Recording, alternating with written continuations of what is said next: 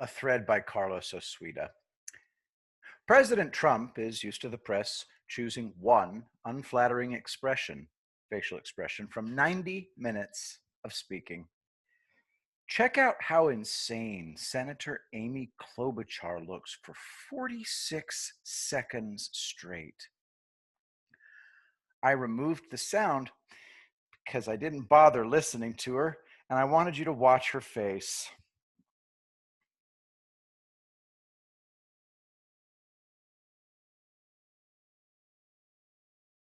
All right, yeah, that's all I needed to see. She did that for 7 full minutes. It's not possible to find one frame where she looks sane. Look at this. Captain Queeg material. Link in the thread to a clip from the Kane Mutiny. See, in the past, we recognized that people with mental issues were not capable of holding positions of responsibility. I say that as a permanent psychiatric patient. I myself am mentally ill. That's why I never tried to join in society in general. Today, it seems that mental illness is a prerequisite for holding a position of responsibility in any leftist organization. One of the most evil people I knew was a woman I dated for a month.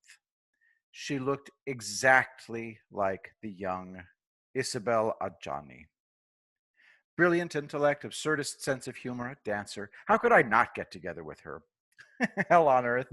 Within a week, she was starting fights over nothing, screaming like Hitler. She was a psychiatrist, so she used her training against me. I'd confided in her. I'd given her ammunition without knowing it. This was 1996, so I was not the man I am now. Finally, I told her we were done, and she got all contrite and begged for another chance, blaming it all on her bipolar disorder. I told her we were still done. It's people like you who make it impossible for people like me to ever be accepted by society, she screamed. At the time, I didn't know that I myself am a mental patient. Here's what I'd say today. No, bitch. It's people like you who make it impossible for people like you to be accepted by society. Look how you're acting. My PTSD manifests itself as homicidal rage. I've only lost control twice. The first time was in a road rage incident in San Francisco. I was a field agent for a document retrieval service. I drove around all day with a microfilm machine going to custodians of records at various institutions to copy documents used in court cases. All custodians of records are insane and belligerent. The worst was at the San Francisco VA hospital. There was no staff anywhere on any floor and no directory. I went from floor to floor until I ended up in the basement, which is actually the first floor. The entrance is in the back, on the top floor. The custodian of records had glasses that hugely enlarged his eyes. He had a flushed, mottled face and a gigantic white beard and mustache matted into tentacles. He looked exactly like a Humboldt squid. Where's the hospital staff? I asked him. How the hell should I know? He shouted. Give me your damn work order. I expected him to start flashing red and white. So it was a very stressful job. On the day I lost control, a woman tried to make an illegal left turn, blocking the whole intersection.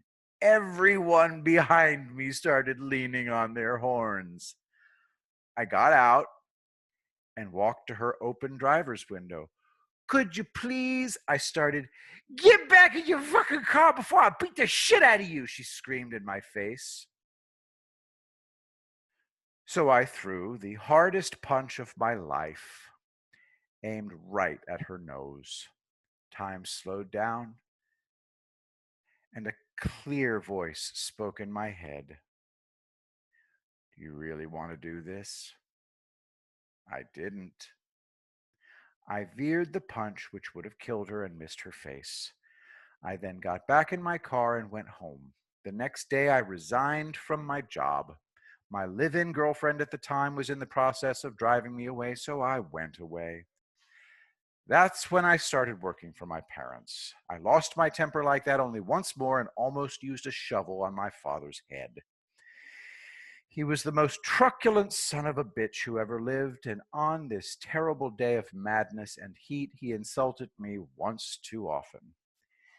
He interrupted me as I was trying to help him out of another of his harebrained schemes, and he said something so utterly cutting that I almost did this to him.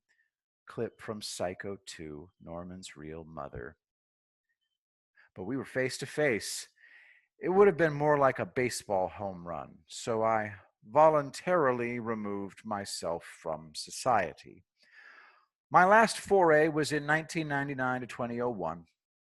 An 18-month letter and phone courtship with another dancer.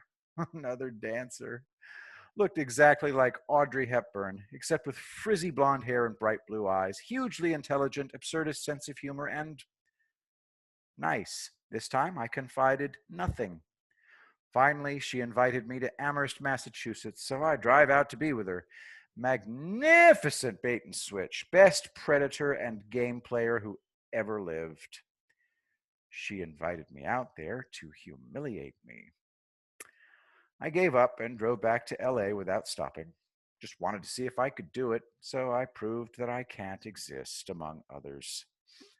Once you accept that, you become totally liberated. Peace of mind finally came. You make what you can out of the time allotted you, and you don't waste even a second worrying about what's not possible. The Democrats are headed for catastrophic defeat because they are insane, and they're trying to make you see the world the way they do. Imagine if I told you that my experiences are universal and I tried to get you to live your life the way I live mine. You must all become hermits or I'll kill you. Whom would I attract as followers? Lunatics. Ergo, everyone who supports this is insane. For those of you just listening, it's still frames of Amy Klobuchar being obviously not well. Look at the guy in the background. See his eyes? Make a hole. Make it wide. Coming through. Fat person. Okay, hang on.